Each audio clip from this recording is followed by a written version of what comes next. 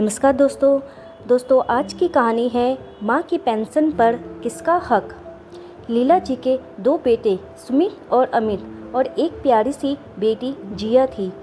पति संजीव जी सरकारी अफसर थे। दोनों बेटे जुड़वा थे और बेटी सबसे छोटी थी।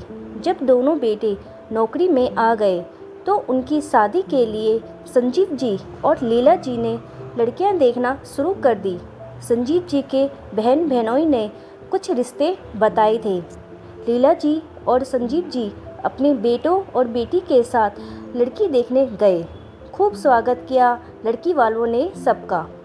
जब नेहा कमरे में आई तो उसके मौसी की लड़की रानी भी साथ में थी, जो कि नेहा की हम उम्र लग रही थी। नेहा और रानी दोनों बहनें देखने में भी सुंदर लगी और पढ़ी लिखी थीं। नेहा के साथ रानी को भी अमित के लिए लीला जी और संजीव जी ने पसंद कर लिया। लड़की वालों को भी कोई आपत्ति नहीं हुई और जब अमित ने भी हाँ कर दिया तो उसी शुभ घड़ी में शगुन के कंगन लीला जी ने अपने होने वाली दोनों बहुओं के हाथों में पहना दिए। खुशी खुशी शादी हो गई। अपने दोनों बहुओं को देख लीला जी बहुत खुश थी। सब प्रेम से रहते।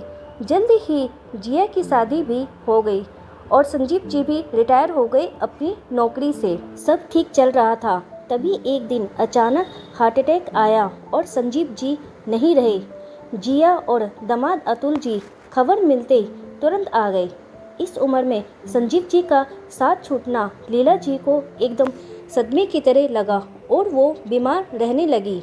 सारे पेपर वर्क के बाद संजीव जी की पेंशन लीला जी को आने लगी। संजीव जी काफ़ी ऊंचे पोस्ट से रिटायर हुए थे तो पेंशन की रकम भी अच्छी थी।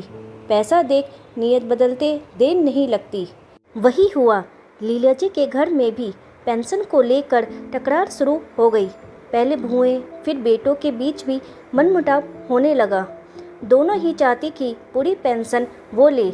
लीला जी बहुत दुखी होती अपने परिवार को बिखरते देख। बहुओं को कहने समझाने का कोई मतलब था ही नहीं तो जिया को दिल की बात कहकर जी हल्का कर लेती। अपनी माँ की स्थिति देख जिया बहुत दुखी होती। जब बात बढ़ने लगी तब एक फैसला किया लीला जी ने और सबको बुलाकर कहा, आज से 1 महीने की पेंशन सुमित लेगा और दूसरे महीने की अमित, और दोनों भाई प्रेम से रहो, बस यही मेरी इच्छा है। बेटे बहू सब खुश हो गए। जबकि भोली भाली लीला जी ने अपने पैरों पे खुद ही कुल्हाड़ी मार ली थी, इसका उनको आभास ही नहीं था।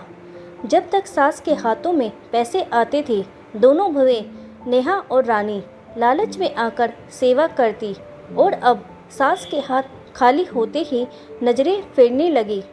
नाती पोतों को जन्मदिन में उपहार तक खरीदने तक के लिए उन्हें पैसे बुआ से मांगना पड़ता। दोनों कुछ ना कुछ सुनाने से बात भी नहीं आती। बहुत दुखी होती लीला जी और फिर पछताती भी अपने निर्णय पर, लेकिन अब कुछ कर भी नहीं सकती। एक समय था जब पर्स पैसों से भरा रहता था और आज एक एक पैसों के लिए मोहताज हो गई थी, जबकि खुद के पति की पेंशन थी। एक रोज़ लीला जी की दवा ख़त्म होने को थी तो बड़ी बहू को बुला उन्होंने कहा, नेहा बहू जरा सुमित को फ़ोन करके कह दें कि मेरी दवाई लेते आए। पिछली बार लाया था तो पर्ची भी उसके पास ही होंगी। इतना सुनते ही नेहा ने कहा, पर्ची शाम को देवर जी को दे दूंगी मैं माँ जी। इस बार वही लाएंगे आपकी दवा। पिछली पेंशन हमने ली थी तो सुमित जी दवा लाए थे। इस बार देवर जी लेंगे तो वो ही लाएंगे। इतना कह नेहा तो चली गई, लेकिन लीला जी स्तंभ होकर खड़ी रह गई। मेरे ही पति की कमाई से मेरी दवा लाने में भी इन्होंने बंटवारा कर लिया। क्या अपनी माँ को अपनी कमाई से दवा भी नहीं खिला सकते? मेरे पेंशन पे सबको हक चाहिए।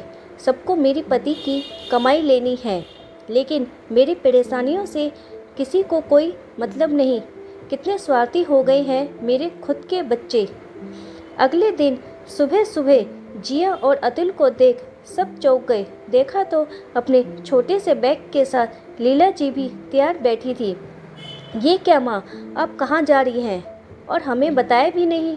सुमित ने पूछा। माँ मेरे साथ जा रही है भैया, गुस्से से जिया ने जवाब दिया। लेकिन क्यों जिया? आश्चर्य से सबने एक साथ पूछा। सबको सिर्फ मेरी माँ की पेंशन चाहिए, लेकिन किसी को मेरी माँ की इच्छा, उनका हाल पूछने की फुर्सत नहीं।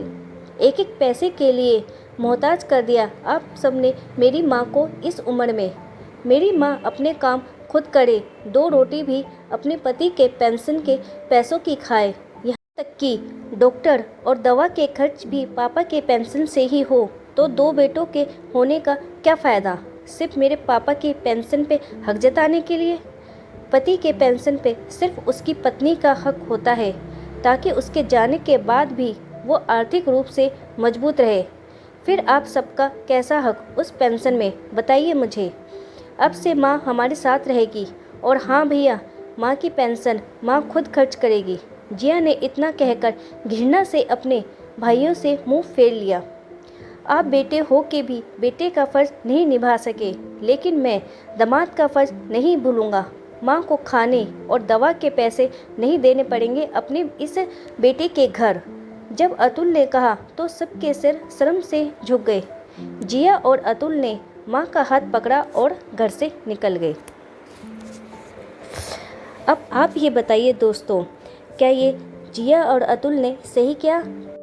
और क्या माँ का बेटों पे कोई हक नहीं होता है? इस बारे में आपकी क्या राय है, प्लीज़ कमेंट में ज़रूर बताएं। और हाँ, कहानी पसंद आए तो प्लीज़ चैनल को लाइक करें, सब्सक्राइब करें और वीडियो को शेयर करें। वीडियो देखने के लिए आपका धन्यवाद।